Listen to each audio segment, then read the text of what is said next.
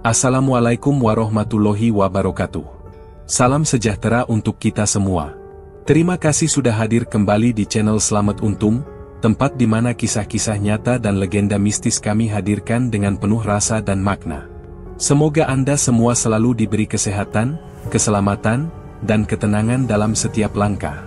Dukung terus channel kami dengan cara subscribe, like, dan aktifkan loncengnya, agar Anda tidak ketinggalan cerita-cerita pilihan yang akan terus kami sajikan. Mari kita mulai ceritanya. Malam randu belatung lembab, berbau tanah dan daun jati. Lampu kuning di teras warung Janda Ayu menyala lagi setelah lama padam. Di dalam, gelas saling bersentuhan pelan, asap rokok menggantung, kursi kayu berderit menahan badan. Janda Ayu muncul dari balik pintu dengan daster sederhana yang rapi. Gerak tangannya tenang, senyumnya tipis, tatapannya kosong namun waspada. Warga datang dengan canggung. Abidin berdiri di ambang, menoleh ke ventilasi kayu, merasa seperti ada bisik menempel pada kisi. Ia duduk tanpa banyak suara. Yuliana melintas membawa kabar pasar lalu berhenti, seakan lupa kalimat terakhir. Taufik memesan kopi hitam dengan suara pelan. Supri dan Rahmat memilih sudut, punggung menempel ke dinding. Jamal duduk agak jauh, punggung lurus, dua tangan menghangatkan cangkir. Ia memperhatikan gerak Janda Ayu seperti membaca huruf yang pernah dikenal. Ada rindu yang tertahan di belakang dada. Ada takut yang ia simpan rapat, seperti batu kecil di saku agar langkah tetap tegak. Saat Janda Ayu menuang air ke termos, uapnya menyentuh pipi, dan Jamal menunduk. Percakapan tumbuh pendek-pendek. Abidin berdeham, lalu berkata pelan, warungnya wangi lagi. Yuliana menimpali, seperti dulu, tapi tidak sama. Taufik memutar sendok, air sumur masih dari belakang. Janda Ayu menjawab ringan, masih. Tidak ada yang berubah. Jamal menatap meja ketika kalimat itu jatuh, karena ia merasakan justru udara yang bergeser. Janda Ayu berjalan dari meja ke meja. Geraknya halus, tidak tergesa. Daster menutup rapat, namun kainnya mengenal arah angin. Kulit tangannya hangat saat memegang gagang teko, kuku bersih, urat halus terlihat ketika ia mengangkat piring singkong. Ia tersenyum saat Abidin berterima kasih, tetapi matanya cepat berpaling, seakan ada sesuatu di balik pundak yang perlu dijaga. Dari ventilasi terdengar bunyi tipis seperti serat kayu digesek. Abidin melirik ke sana lagi dan berbisik, ada angin dari Jati. Supri menahan tawa, angin tidak berbisik, Din, yang berbisik itu orang. Rahmat menyikutnya, lalu berkata ke Janda Ayu, maaf, cangkir satunya tergores, saya ganti. Janda Ayu mengangguk, tidak apa, malam ini pelan-pelan saja. Abidin menatap meja dan berkata, kursi ini seperti bergetar. Yuliana menimpali, bukan kursinya, tanganku yang dingin.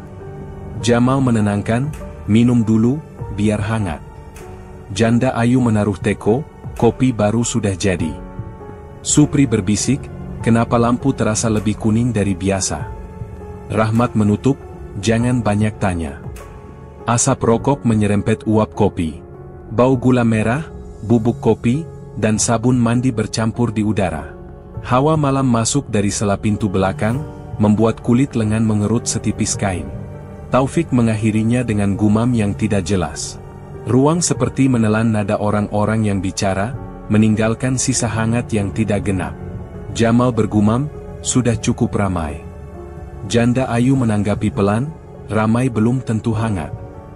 Janda Ayu berhenti di dekat ventilasi. Ia memiringkan kepala, seperti menangkap langkah kecil yang bukan langkah. Abidin berbisik, tadi ada suara. Janda Ayu menjawab pelan, kayu tua sering berbicara. Jamal menatapnya dan menambah hati-hati, kalau kayu bicara, kita dengarkan saja. Warung tetap berjalan, gelas bergeser, receh berpindah tangan, kursi berderit lagi. Ketika Janda Ayu mematikan satu lampu kecil di belakang rak, bayangan berubah dan menempel ke dinding. Jamal menahan napas tanpa alasan yang bisa ia ucapkan. Janda Ayu merapikan kerah daster, menatap ruang yang sama, lalu memalingkan wajah. Malam seolah menutup pintu pelan. Tidak ada yang bubar, tetapi tidak ada yang benar-benar pulang. Pagi itu sisa hangat di warung masih melekat pada kulit, seperti uap kopi yang enggan hilang. Randu belatung terasa dingin dan lembab. Di halaman beberapa rumah, ayam-ayam tergeletak dengan leher terpelintir tanpa darah. Tanah basah menyimpan jejak kecil yang tidak jelas, sesuatu berjalan tanpa kaki. Yuliana berdiri di ambang pintu rumahnya, menggantung bawang putih dan garam dengan tali rafia. Tangannya gemetar, gelang tipis di pergelangan mengetuk kusen. Ia memandang jalan tanah yang menuju warung Janda Ayu, lalu menarik napas. Bau sabun, bawang, dan dingin pagi bercampur di udara. Di depan warung, Jamal duduk di bangku panjang. Ia memejamkan mata sejenak seperti mendengar sisa derit malam. Nur Iman mendekat dan berbisik, "Sejak warung buka lagi, hawanya beda." Jamal tidak menjawab. Ia hanya menyentuh permukaan meja yang masih dingin, lalu berkata, "Pagi ini seperti berat." Nur Iman menatap ventilasi yang kembali diam. "Semoga cuma pikiran." Orang-orang lalu lalang menuju pasar Randu Belatung. Keranjang rotan bergoyang di tangan. Kabar bergerak lebih cepat dari langkah. Nama Muji disebut pelan seperti noda yang tidak hilang. Ada yang menambahkan cerita yang dulu tidak pernah selesai dibahas. Ada juga yang menahan lidah dan hanya mengangkat alis. Jamal berjalan mengikuti arus, jarak 1-2 langkah di belakang suara orang. Di pasar, lapak sayur berderet rapat. Udara dipenuhi wangi kemangi dan tanah basah. Obrolan patah saat nama Pak Chandra muncul di antara susur tangan. "Dia masih sering lewat malam," kata seorang lelaki tua. "Jangan sebut keras-keras," jawab penjual daun pisang. Jamal berhenti di samping tumpukan cabai. Ia mendengar tanpa menoleh. Nur Iman membeli gula merah sambil menakar kata. "Kalau bukan dia, siapa?" gumamnya. Penjual itu menghela napas, "Mulut bisa bikin musim bergeser." Janda Ayu lewat dengan langkah cepat. Daster sederhana menutup tubuhnya, kainnya dingin oleh embun. Rambutnya disanggul rapi, ada helai kecil jatuh di tengkuk. Ia menunduk dan tidak mencari mata siapapun. Bau sabun dan kopi dari kulit tangannya lewat di sela orang. Obrolan berhenti seperti seseorang menutup keran. Seorang ibu menata tomat tanpa suara. Seorang pemuda memindahkan karung beras seolah ada yang menyuruh dari balik punggungnya. Jamal menatap tanpa mendekat. Ada sesuatu pada cara Janda Ayu menggenggam tas kain, jari-jarinya menekan bahan sampai membentuk garis. Ia merasakan kembali lampu kuning yang semalam membuat bayangan menempel ke dinding. "Ayu," panggil Yuliana pelan. Janda Ayu mengangguk cepat. "Aku sebentar saja," katanya. Yuliana memegang ujung lengan daster, lalu melepasnya. "Kalau butuh apa-apa, bilang." Janda Ayu mengulangi anggukannya, lalu melanjutkan langkah. Kembali dari pasar, jalan jati terasa sunyi. Angin masuk dari sela batang, mengangkat debu halus sampai menempel di betis. Nur Iman berjalan di samping Jamal. "Tadi ada yang bilang Muji terlihat dekat hutan," katanya. Jamal menjawab singkat, "Aku dengar." Nur Iman menoleh, dan nama Pak Chandra disebut lagi. Jamal tetap menatap jalan. "Jangan tarik napas terlalu dalam, nanti dadamu sakit." Di warung, meja sudah tersusun rapi. Teko dipanaskan pelan. Janda Ayu mengelap rak gelas dan berhenti tepat di depan ventilasi. Jamal berdiri di pintu, tidak masuk. "Kau capek?" katanya. Janda Ayu menatap kaca toples, melihat pantulan wajah yang pucat oleh pagi. "Sedikit," jawabnya. Udara di ruang itu seperti mencari bentuk. Jamal menggeser bangku 1 jengkal. "Aku di sini," katanya. Janda Ayu kembali ke kain lap, geraknya hati-hati. Randu Belatung menahan suara, seperti menunggu sesuatu yang tidak jelas. Sisa dingin dari pagi masih menempel di meja, namun warung bernapas lagi dengan uap kopi yang tipis.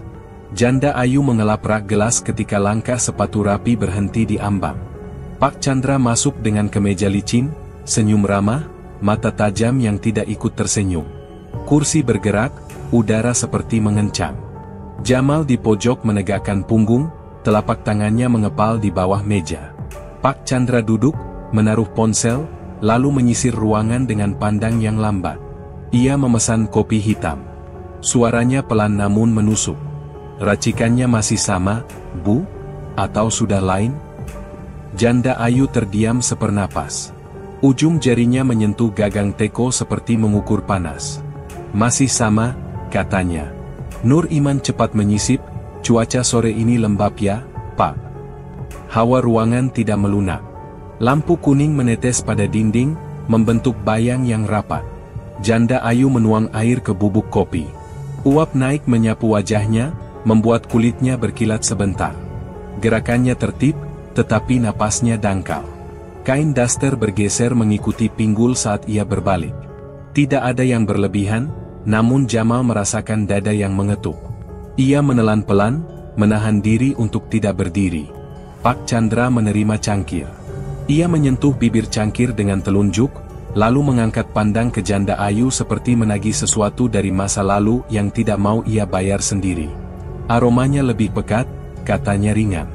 Janda Ayu membalas, mungkin karena airnya baru. Pak Chandra menaruh cangkir kembali. Atau karena tangan yang meracik sudah belajar rasa. Nur Iman tertawa pendek. Pak, gula perlu tambah? Pak Chandra menggeleng tanpa memandangnya. Suara sendok bertemu piring kecil. Jam dinding melambat di telinga. Dari ventilasi terdengar desis yang samar, seperti udara menekan kisi. Abidin yang duduk dekat pintu menoleh, lalu menunduk. Jamal menarik napas dangkal. Ia memikirkan lantai semen kamar belakang dan sisa dingin yang belum hilang dari kemarin. Janda Ayu merapikan toples rokok, menyentuh tutup kaca seolah menyusun jarak. Warung ini tetap wangi, ucap Pak Chandra. Bahkan saat kosong. Janda Ayu menatap meja, bukan wajahnya. Wangi kopi, Pak. Pak Chandra memiringkan kepala. Dan sesuatu yang lain. Yuliana meletakkan uang pas dan berkata, saya pulang dulu. Suara langkahnya kecil lalu menghilang di luar. Nur Iman bergumam, sore makin berat. Jamal menggeser kursi sedikit, kayu berderit lirih. Cahaya sore merayap melalui celah pintu. Debu kecil menari pelan, jatuh di lengan Janda Ayu. Ia menepuknya, lalu mendekati ventilasi. Ujung rambut yang luput dari sanggul menyentuh tengkuk, membuat bulu kulitnya bangun. Ia tidak memeganginya. Ia berdiri tenang, namun matanya tidak betah lama di satu titik. Jamal tahu betul gerak itu. Ia pernah melihatnya ketika orang menahan gemetar agar tidak terlihat. Bagaimana kabar suamimu? Tanya Pak Chandra seperti menanyakan harga cabai. Janda Ayu tidak mengangkat kepala. Belum ada kabar. Pak Chandra tersenyum kecil. Berarti masih sama. Jamal memutuskan bicara. Pak, kalau perlu pesan lagi bilang. Saya yang antar. Pak Chandra menoleh pada Jamal, matanya dingin. Terima kasih. Saya hanya minum. Hening jatuh, tapi bukan hening yang menenangkan. Di luar, angin jati mengusap atap. Di dalam, aroma kopi semakin tebal. Janda Ayu mematikan satu lampu kecil di pojok rak. Bayang bertambah panjang dan menutup lantai dekat kaki Pak Chandra. Ia meneguk kopi tanpa suara. Jamal memegang pinggiran meja, merasakan serat kayu masuk ke telapak. Nur Iman menatap dua arah, tidak memilih. Janda Ayu berdiri setapak lebih jauh dari ventilasi, seperti menjaga garis yang tidak terlihat. Sore menahan dan tidak benar-benar turun. Setelah pelanggan bubar, Jamal tetap di kursi pojok, sementara Janda Ayu menutup setengah tirai. Uap kopi terakhir menggantung rendah. Ventilasi kembali diam, tetapi hawa dinding masih terasa lembab. Jamal memanggil pelan, meminta bicara sebentar. Janda Ayu mengangguk, berdiri di dekat rak, menjaga jarak yang aman. Aku dengar pertanyaan Pak Chandra tadi, kata Jamal. Kalau kau mau cerita, ceritakan padaku. Dulu ia datang diam-diam, jawab Janda Ayu pelan. Awalnya cuma kopi. Ia bilang aku butuh teman, butuh bahu. Kemudian, tanya Jamal, ia minta lebih. Ia meminta agar aku jadi istri simpanan, ucap Janda Ayu. Aku menolak. Setelah itu malam mulai berubah. Jamal menunggu tanpa memotong. Napasnya pendek, namun matanya tenang. Janda Ayu menunduk, kedua tangan meremas kain lap. Ia bercerita tentang malam ketika kuku menggores plafon, panjang dan sabar, seperti sesuatu berjalan di atas papan. Bayang-bayang menempel di dinding dan tidak ikut bergerak ketika lampu bergeser. Air dalam termos ikut bergetar, halus namun jelas. Ia menutup telinga, tetapi suara itu tetap berada di dalam kepalanya. Suara itu datang tiap malam, katanya. Kadang dari plafon, kadang dari ventilasi, kadang dari tempat tidur. Kau sendirian? Tanya Jamal. Aku tidak mengundang siapapun. Aku takut. Tapi aku juga malu, ujarnya. Ada hal yang tidak bisa kusebut.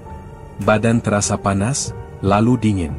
Kadang aku lupa menutup jendela karena napas sendiri terdengar keras. Jamal menggeser kursi sedikit. Ia tidak menyentuh, tetapi jaraknya memendek. Ia melihat Janda Ayu merapikan kerah daster. Sekilas terlihat bekas cakaran di dada bagian atas. Garisnya tipis, memanjang miring. Jamal memalingkan wajah, menjaga batas. Di tenggorokannya ada rasa kering. Ia menelan pelan dan berkata hati-hati bahwa luka perlu dirawat. Janda Ayu mengangguk dan menutup kerah lebih rapat. Sejak itu ia tidak datang, tapi namanya tetap ada, ujar Janda Ayu. Suara orang menyimpan wajahnya. Pak Chandra tidak suka ditolak, kata Jamal datar. Tapi kita bicara yang ada di sini saja. Rumah ini, warung ini. Aku berusaha kuat, jawabnya. Kadang berhasil, kadang tidak. Saat aku berdiri di dekat ventilasi, kulit belakang seperti disentuh udara yang tidak lewat. Hening kembali membesar. Jam dinding terdengar memanjang. Dari luar, angin jati menyapu seng. Janda Ayu menarik napas, lalu menaruh kunci laci. Ia berjalan ke pintu belakang dan memeriksa palang kayu. Jamal memutar cangkir kosong, merasakan bibir keramik yang dingin. Ia berkata pelan bahwa malam masih panjang. Janda Ayu menarik tirai hingga menyisakan sedikit celah. Di celah itu, matahari yang tinggal setipis kuku menyentuh kulit pipinya, membuatnya hangat sepersekian detik. Aku tidak ingin menyusahkanmu, katanya. Kau tidak menyusahkan, jawab Jamal. Kau bernapas. Itu cukup. Kalau aku tidak kuat, bisik Janda Ayu, katakan aku bisa duduk di sini sampai pagi. Kau bisa duduk di sini, ucap Jamal. Aku berjaga. Jamal menatap lantai semen yang dingin, mengingat derit malam lalu. Ia berkata pelan bahwa suara kadang hanya ingin diakui, tidak untuk dilawan. Janda Ayu mengangguk, jemari menyentuh tepi meja seperti mencari nadi. Ia berucap, kalau suara itu datang lagi, dan berhenti. Jamal menjawab, panggil aku. Ia menahan tatap, tetap di garis yang aman. Uap kopi tinggal embun pada kaca. Ventilasi bergeser pelan, bukan oleh tangan. Janda Ayu berdiri di tempat yang sama, merapikan rambut yang lolos dari sanggul. Ada getar yang tidak disampaikan. Sore merunduk jadi malam, dan di antara mereka ada udara yang tidak memilih sisi. Warung tetap utuh, tetapi sesuatu di dalamnya belum selesai. Malam berikutnya datang seperti air yang menahan nafas. Lampu kuning memantul di kaca toples, membentuk cincin pucat di meja. Janda Ayu menyiapkan cangkir tanpa bicara. Uap kopi melewati wajahnya, melembabkan kulit, seperti sentuhan yang ia tolak. Ventilasi tenang, namun hawa ruang menekan lambat. Langkah sepatu rapi berhenti di ambang. Pak Chandra masuk dengan kemeja licin dan senyum yang tidak hangat. Jamal duduk di pojok, punggung tegak. Janda Ayu pucat. Ia menahan sendok agar tidak bergetar. Suara ayam jauh sekali memudar, menyisakan denging di telinga. Pak Chandra duduk dan mengetuk meja 2 kali. Kopi hitam, tanpa gula. Nada suaranya merendahkan, seolah memerintah tubuh orang lain. Janda Ayu menuang air panas ke bubuk, gerak pelan namun mantap. Kain daster menyapu pinggul ketika ia berputar. Jamal merasakan detak di lehernya sendiri. Ia berdiri sebelum kepala sempat memberi alasan. Pak, cukup, kata Jamal. Minum saja lalu pergi. Pak Chandra menyentuh bibir cangkir dengan telunjuk. Kau yang atur rumah ini sekarang. Ia tersenyum kecil. racikannya masih sama. Tapi pelayannya tampak lebih patuh. Janda Ayu memegang piring kecil lebih erat. "Pak, jangan bicara begitu di depan orang." Supri bergeser, Rahmat menelan ludah, Taufik menahan kursi agar tidak maju sendiri. Udara berhenti. Jamal melangkah 2 langkah. Tangannya mengangkat tanpa ragu. Pukulan pertama mendarat di pipi Pak Chandra, suara kayu dan daging bertabrakan. Gelas beterbangan, sendok melompat, uang receh berloncatan seperti hujan kecil. Pengawal Pak Chandra bangkit dan menubruk. Jamal memutar bahu, satu pukulan singkat menghantam rahang. Pengawal tumbang dan tidak bangkit lagi. Abidin terpekik, Yuliana menutup mulut, sementara lampu sekejap bergetar. Janda Ayu menahan nafas sampai terasa sakit. Pak Chandra mengusap sudut bibirnya. Ada garis merah tipis namun senyumnya tidak jatuh. "Berani juga." Ia berdiri perlahan. "Kau pikir ini selesai?" "Keluar," kata Jamal. "Sekarang."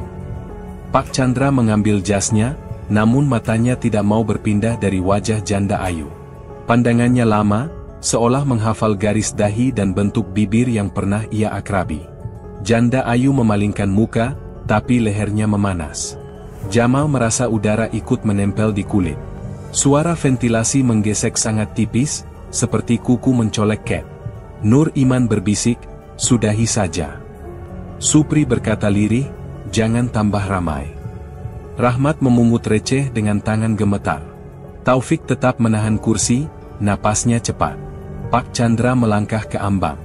"Kopi ini akan selalu mengingat aku." Ia tersenyum sinis, bibir robek tipis. "Sampai nanti."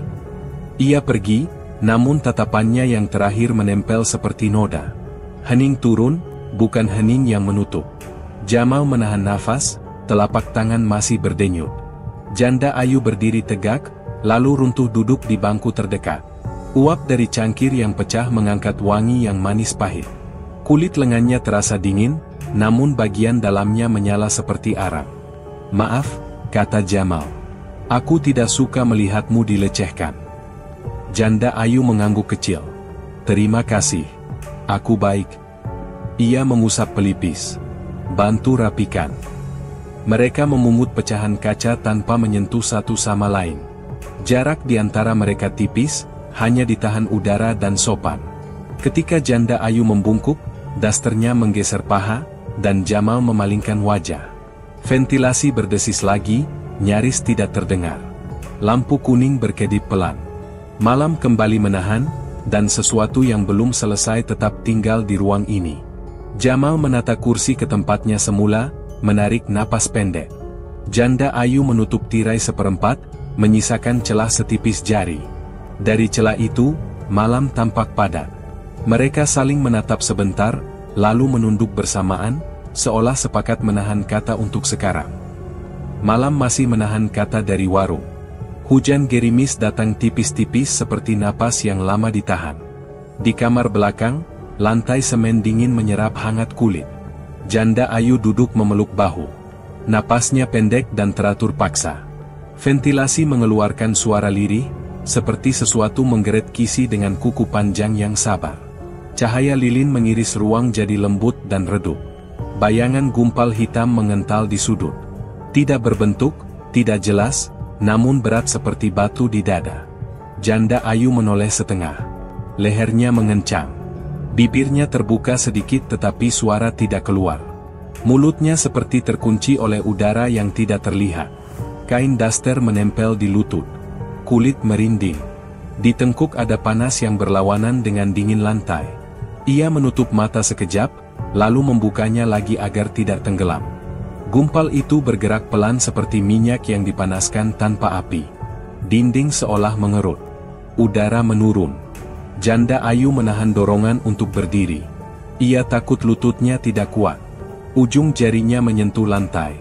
Dingin merambat sampai siku. Di dada kanan ada geli tipis yang tidak enak. Seperti semut masuk di bawah kulit. Ia berbisik di dalam kepala, menyusun doa pendek yang ia ingat. Suara ventilasi menjawab dengan desis yang lebih halus. Pintu belakang berderit. Jamal datang terlambat. bajunya basah oleh gerimis. Ia berhenti di ambang, menimbang ruang dengan pandang yang hati-hati. Mata Jamal turun ke lantai. Ada bekas dingin memanjang seperti jejak yang tidak pantas dimiliki kaki manusia. Lilin meredup, nyalanya berkelip seperti kehabisan udara. Jamal tahu ini bukan hantu kampung. Ini titipan seseorang yang tidak sudi disebut. "Ayu," kata Jamal pelan. "Aku di sini." Janda Ayu mengangguk kecil tanpa menoleh. "Kepalaku berat," bisiknya. "Seperti ditarik ke bawah." "Tarik napas pendek." "Ikuti suaraku," jawab Jamal. Ia melangkah 2 tapak, berhenti di batas karpet tipis. "Jangan lihat sudut itu. Lihat aku." "Mataku seperti ditahan," ucap Janda Ayu. "Kalau ku pejam, ruang makin dingin." "Jangan pejam.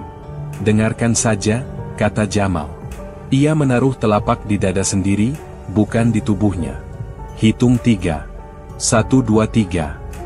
Lilin mengerdip. Ventilasi mendesis sejenak lalu diam. Gumpal hitam bergeser sedikit. Tidak pergi. Tidak maju. Ia tetap menjadi berat di udara. Jamal menunduk, mengambil botol kaca yang tergeletak di lantai. "Air sumur belakang," katanya. "Kau cuci wajah pelan." Janda Ayu mengangguk. Tangannya gemetar saat menerima botol. Ia menyentuh air ke pelipis. Dingin merembes masuk dan membuat mata basah. "Masih berat," ucapnya. "Berat tidak harus menang," jawab Jamal. "Berdiri atau duduk terserah. Aku jaga." Janda Ayu memilih tetap duduk. Ia merapikan kerah daster agar napasnya tidak tersangkut kain.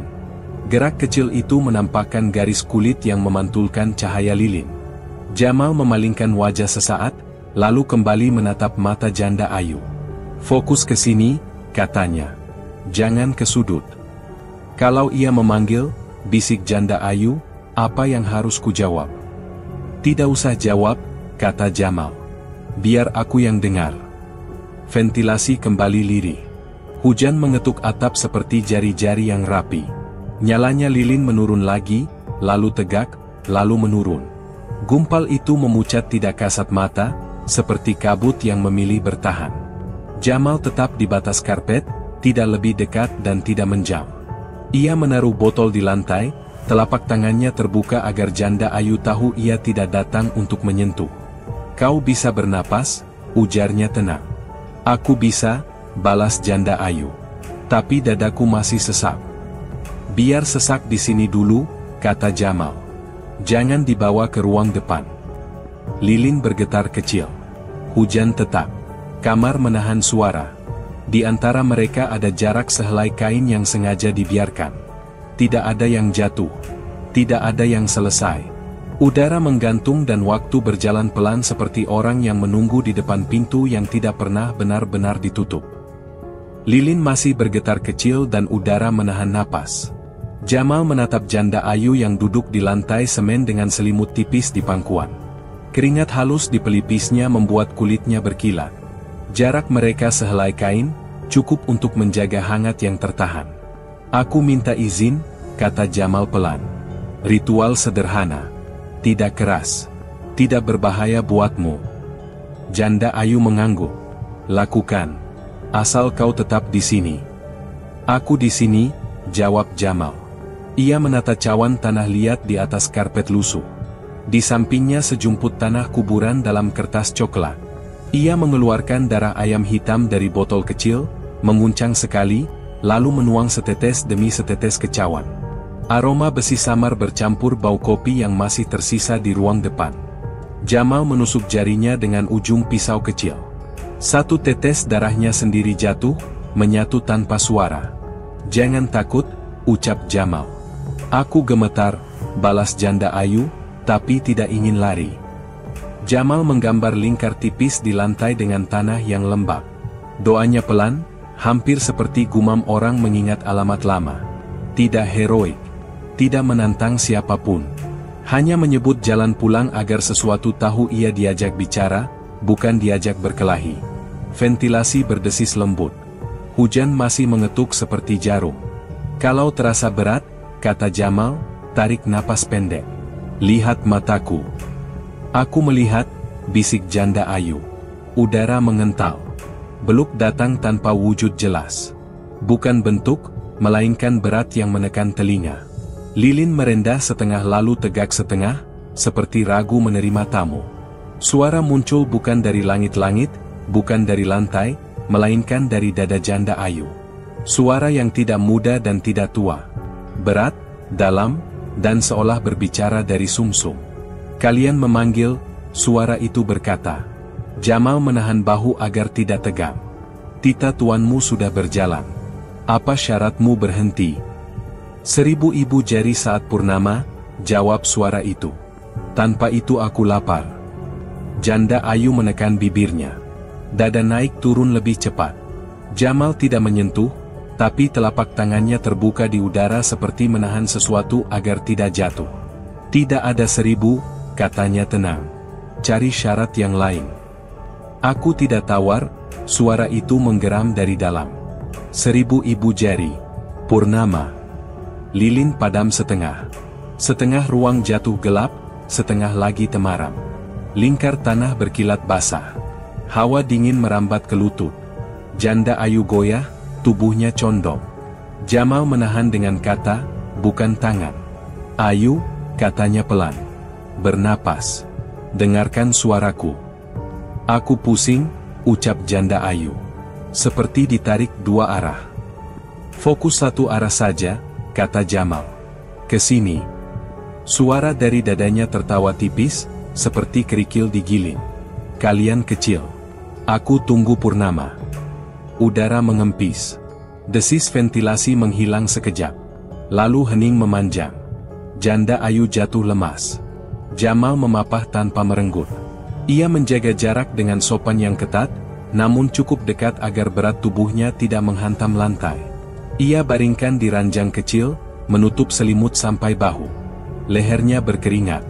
Rambut yang lolos dari sanggul menempel di kulit. Jamal memalingkan wajah sebentar, lalu kembali memeriksa napasnya. Masih pusing, ucap janda ayu lirih. Aku buatkan air hangat, jawab Jamal. Jangan bangun dulu. Jamal, panggilnya, jangan pergi. Aku tidak pergi, kata Jamal. Aku di kursi ini. Ia duduk di kursi kayu dengan punggung tegak.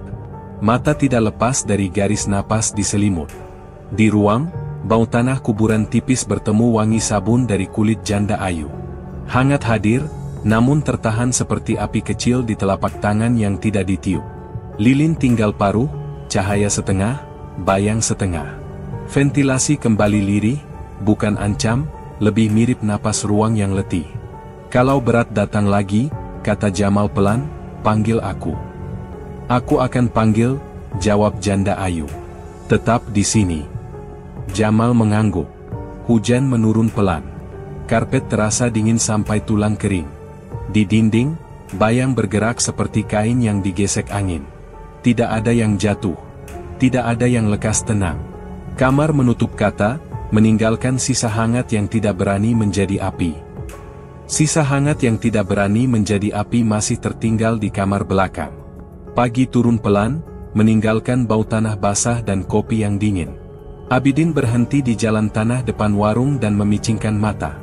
Di sana ada jejak kaki basah menuju teras, bentuknya tidak tegas, jarak langkah tidak sama, seperti orang yang berjalan tanpa tumit.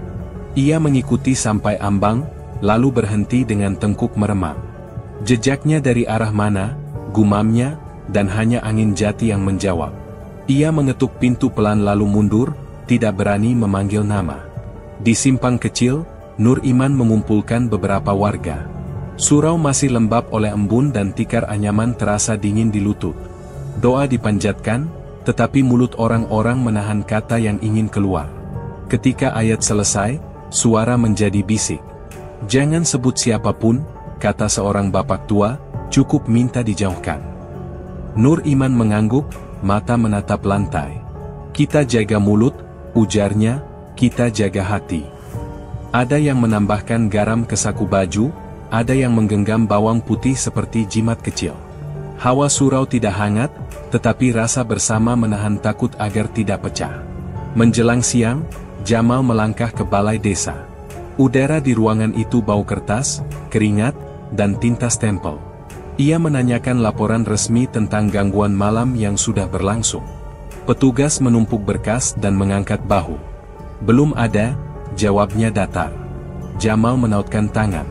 Kalau ada kejadian, catat saja, katanya. Di belakang pilar, Supri mendekat dan berbisik pada telinga Jamal, jangan cari masalah. Jamal menoleh, bibirnya kencang. Aku minta catatan, bukan ribut. Supri menatap pintu yang terbuka. Namanya sudah besar, Mal. Kita kecil. Jamal tidak membantah. Ia keluar dengan langkah yang masih rapi, meski dada terasa sempit. Sore merunduk di tepi hutan jati. Udara lembab menempel di kulit seperti kain tipis. Yuliana berjalan pulang lewat pematang dan berhenti di balik batang jati yang gemuk. Di pinggir rimbun, ia melihat Pak Chandra berbicara dengan Muji. Gerak bibir mereka pendek dan cepat. Ada amplop berpindah tangan. Ada tatap cepat yang segera hilang. Yuliana menahan napas, menempelkan punggung ke kulit batang yang dingin. Ia tidak mendengar isi kata, tetapi punggungnya paham arah. Setelah keduanya bubar, ia berdiri lama menatap tanah yang baru saja diinjak. Kabar kecil bergerak seperti semut di antara rumput. Yuliana menghampiri Jamal di teras warung ketika langit mulai abu-abu. Suaranya diturunkan, matanya tidak mencari mata Jamal. Aku melihat di jati, ucapnya pendek. Siapa? Tanya Jamal pelan. Pak Chandra dan Muji, jawabnya. Ada amplop. Jamal menahan rahang agar tidak mengeras. Kau yakin? Yuliana mengangguk satu kali. Aku melihat sendiri. Jamal menyisir halaman dengan pandang yang rapi, seolah mencari sesuatu untuk dihitung. Terima kasih, katanya, jangan bilang siapapun. Jamal masuk ke ruang belakang dan berhenti di ambang. Janda Ayu sedang menata toples, rambutnya disanggul lebih rapat dari biasanya. Kulit lehernya masih menyimpan sisa garis bantal. Ia menoleh sebentar, lalu kembali ke pekerjaannya. Kabar di desa ramai, kata Jamal. Janda Ayu menaruh tutup kaca dengan hati-hati. Aku tidak ingin dengar, jawabnya. Jamal berdiri di jarak yang aman. Aku butuh cara yang tidak membuatmu kian disudutkan, katanya. Jangan kemana-mana dulu. Janda Ayu menatap lantai. Aku di sini, ucapnya pelan, aku pegang warungku. Matahari tinggal tipis di ambang atap. Di teras, Abidin masih memandangi jejak yang setengah mengering, bentuknya makin tak jelas seperti dilap jari yang basah. Di surau, Nur Iman mengunci pintu, melirik ke arah jalan jati yang memanjang. Di hutan, angin membawa bau kulit pohon dan sisa jejak langkah yang sudah tidak berbentuk. Di dalam warung, Jamal merapatkan tirai seperempat, membiarkan cahaya kecil jatuh di bahu Janda Ayu. Hangat ada, tetapi tertahan seperti napas yang dipilih untuk tidak dikeluarkan. Ruang menyimpan semuanya rapat-rapat, seolah meja, gelas, dan ventilasi menghafal yang belum berubah menjadi kata. Langit cerah dan purnama naik pelan seperti mata yang tidak berkedip. Di warung, Jamal merapatkan tirai lebih awal. Bau kopi tersisa di rak, bercampur dingin malam yang menyelinap dari celah pintu. Di kamar belakang, karpet merah digelar rapi. Cawan tanah liat diletakkan di tengah. Doa pelan dibaca, tidak keras, hanya setinggi napas yang menahan gemetar. Janda Ayu duduk berselonjor di tepi karpet. Jemarinya saling menggenggam. Kulitnya lembab oleh keringat dingin, namun hangat tipis dari tubuhnya masih terasa dekat. Rambutnya disanggul rapat, tetapi ada helai kecil menempel di tengkuk. Jamal duduk menghadapnya, memeriksa cawan dan garis lingkar tanah yang ia buat dengan teliti. Purnama menyelinap melalui sela genteng, menumpahkan putih di lantai semen. Kau aman, kata Jamal pelan. Pegang tanganku kalau perlu. Aku pegang, bisik Janda Ayu. Jangan lepaskan. Ia menyentuh punggung tangan Jamal. Sentuhan itu singkat dan ringan, seperti menaruh beban kecil agar detak tidak pecah. Jamal membiarkan, lalu menutup mata sesaat untuk menata doa. Ia menyebut nama benda di hadapannya, bukan nama makhluk. Ia mengajak ruang menjadi pendengar, bukan medan tanding. Hawa berubah pelan. Udara mengental seperti sirup yang dingin. Lilin merendah dan kembali tinggi. Ventilasi mengeluarkan suara halus yang memanjang. Beluk datang tanpa wujud jelas, hanya sebagai tekanan di telinga dan dada. Ruang menjadi sempit, seperti dinding mendekat setapak demi setapak. Jamal menahan bahu agar tidak kaku. "Kami memanggil untuk bicara," kata Jamal tenang. "Tita tuanmu sudah berjalan. Apa syaratmu berhenti?" 1000 ibu jari, suara itu keluar dari dada Janda Ayu. "Purnama." Janda Ayu menutup mata dan membuka lagi. Bibirnya bergerak tanpa suara. Jemarinya menggenggam lebih kencang. Napasnya naik turun pendek. Jamal menunduk sedikit agar tatapannya tidak memaksa. "Balikkan Tita," ujar Jamal. "Apa yang kau terima, kembalikan ke pengirimnya. Harga tidak perlu ditagih di sini." "Tidak," suara itu berat. "Harga tetap sama." Lilin padam setengah. Setengah ruang jatuh gelap, setengah lagi bergetar terang. Purnama dari sela genteng memantulkan putih di kulit lengan Janda Ayu. Ia menggigit napas dan tidak mengeluh. Jamal memperkuat lingkar tanah, menekan sedikit agar garisnya tidak putus. "Kau tidak lapar di sini," kata Jamal. "Pergi tanpa menagih." "Aku lapar," jawabnya. "Jika tidak diberi, aku tinggal." Jamal menahan amarah agar tidak naik ke suara. "Aku tidak memberi. Aku hanya menawar jalan yang tidak membuatnya hancur." "Jalan kalian kecil," kata Beluk. "Tuan besar." Di luar, angin lewat hutan jati. Daun saling bergesek seperti bisik banyak mulut. Janda Ayu memalingkan wajah setipis jari agar tidak menatap sudut kamar. "Jamal," bisiknya. "Aku masih di sini." "Kau di sini," balas Jamal. "Tetap di sini." Ia meneteskan air sumur dari botol ke ujung cawan. Uap kecil naik dan menghapus dingin tipis di pangkal hidung. Ia merapalkan doa lagi, pendek dan terukur. Tidak memanggil nama, tidak menyebut janji. Hanya meminta ruang memberi jarak agar tubuh di hadapannya tetap menjadi tubuh, bukan pintu. 1000 ibu jari, suara itu mengulang. "Purnama." "Tidak," kata Jamal. "Tidak di sini." Hening menggumpal. Lilin menyala setengah, lalu goyah, lalu tegak kembali. Beluk tertawa pendek, seperti kerikil jatuh ke dasar sumur. "Harga tetap sama." Janda Ayu goyah. Jamal menggeser lutut, siap menahan tanpa menyentuh. "Bernapas," katanya. "Ikuti hitunganku." "Aku ikut," ucap Janda Ayu. Purnama bergeser satu garis di lantai. Ventilasi kembali lirih dan kemudian diam. Tekanan di telinga turun sedikit, namun tidak hilang. Jamal tetap menatap Janda Ayu. Tangan mereka masih bersentuhan secukupnya, hangat yang dipilih tidak membakar. Di luar, hutan berdesir panjang dan tidak memanggil nama siapapun. Di dalam, karpet merah menyimpan garis tanah yang tetap utuh. Ruang belum longgar, dan malam tidak mengizinkan kata terakhir. Pagi sesudahnya bergerak seperti orang yang baru bangun dari mimpi panjang. Di halaman rumah dinas, Pak Chandra jatuh pingsan. Para pegawai berlari kecil. Matanya kosong sebentar, lalu kembali jernih seperti tidak terjadi apa-apa. Seorang sopir berbisik kepada satpam, bahu mereka saling mendekat. Siangnya desas-desus menyebar bahwa Pak Chandra sekarang sering berdiri menatap ventilasi berjam-jam. Ada yang mengaku melihat dari luar pagar. Ada yang bilang hanya cerita. Suara mereka tidak berani naik. Di sisi lain, warung Janda Ayu mulai ramai lagi. Kursi terisi. Gelas berbunyi pelan. Orang datang untuk kopi dan kabar. Namun tidak ada hangat seperti dulu. Tawa berhenti di tenggorok, lalu kembali menjadi batuk kecil. Taufik dan Rahmat masih takut lewat malam. Mereka memilih jalan memutar di tepi jati. Abidin duduk dekat pintu, memelototi lantai seperti berharap jejak akan menjelaskan sendiri. Yuliana duduk sebentar, lalu pulang sebelum langit benar-benar gelap. Nur Iman menepuk bahu Jamal di teras. "Kalau tidak bisa memutus, setidaknya jangan memperpanjang," katanya pelan. Jamal memandang ke dalam. Janda Ayu sedang menyapu. Pundaknya bergetar pelan, bukan karena dingin. Aku tahu, jawab Jamal. Aku hanya menahan. Nur Iman menatap lampu di bawah atap. Menahan juga cara bertahan, katanya. Jamal mengangguk tanpa tersenyum. Janda Ayu keluar membawa sapu ke dinding.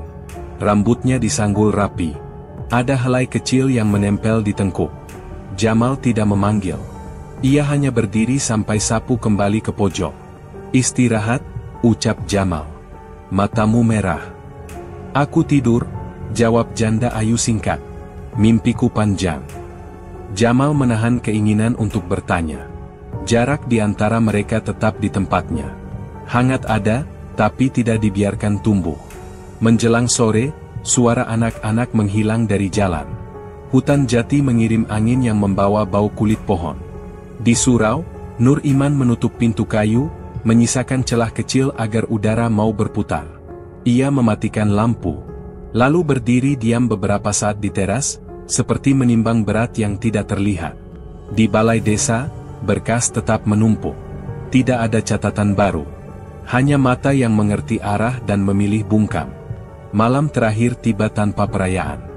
Jamal menata ruang belakang seperti biasa. Janda Ayu membersihkan cawan dan melipat karpet merah. Kali ini tidak ada lingkar tanah dan tidak ada tetes darah. Hanya meja kecil, pisau kecil, dan ventilasi yang menatap seperti mata yang tidak berkedip. Lampu kuning menerangi dinding, membuat bayang saling menempel. Aku akan pasang pengikat, kata Jamal pelan. Bukan untuk menantang. Hanya agar ruang tahu batasnya. Janda Ayu berdiri di sisi pintu. Lakukan, ujarnya. Aku di sini. Jamal mendekat ke ambang ventilasi. Ia menarik napas pendek, lalu menancapkan pisau kecil di rangka kayu. Besinya masuk perlahan. Kayu menggeram seperti menelan. Sudah cukup, bisik Jamal ke arah kisi. Dengar dan berhenti. Udara bergerak. Angin lewat dari luar. Lampu kuning berkedip satu kali lalu stabil. Tidak ada teriakan. Tidak ada bunyi yang menyatakan menang atau kalah. Jamal mundur 2 langkah. Janda Ayu menghela napas yang panjangnya tidak biasa. Terima kasih, katanya lirih. Jamal mengangguk. Kita jaga ruang ini, ucapnya. Kau jaga dari dalam. Aku jaga dari luar. Baik, jawab janda Ayu. Aku di sini.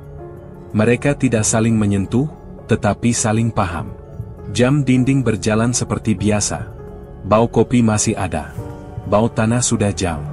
Di luar, randu belatung tetap berjalan. Orang tetap pergi ke pasar. Anak-anak kembali berlari saat matahari naik. Di dalam warung, udara berbeda. Seperti ada napas yang menghitung hari lalu menaruhnya rapi di rak yang paling atas. Jamal menutup tirai setengah. Janda Ayu memadamkan lampu belakang. Ventilasi diam. Pisau kecil tinggal bayang tipis di ambang. Malam menggulung pelan, tidak menutup dan tidak membuka. Ruang menerima yang tertinggal. Hati menerima yang tidak bisa disebut. Kau aman, kata mata Jamal tanpa suara. Aku di sini, jawab mata janda Ayu. Terima kasih sudah menyimak sampai akhir. Malam ini kita belajar satu hal yang sederhana tapi tajam. Tidak semua yang berkilau itu cahaya, dan tidak semua yang sunyi itu aman. Jaga hati, jaga rumah, dan jangan biarkan rasa sakit berubah menjadi dendam, karena dendam selalu menagih lebih mahal dari yang kita kira.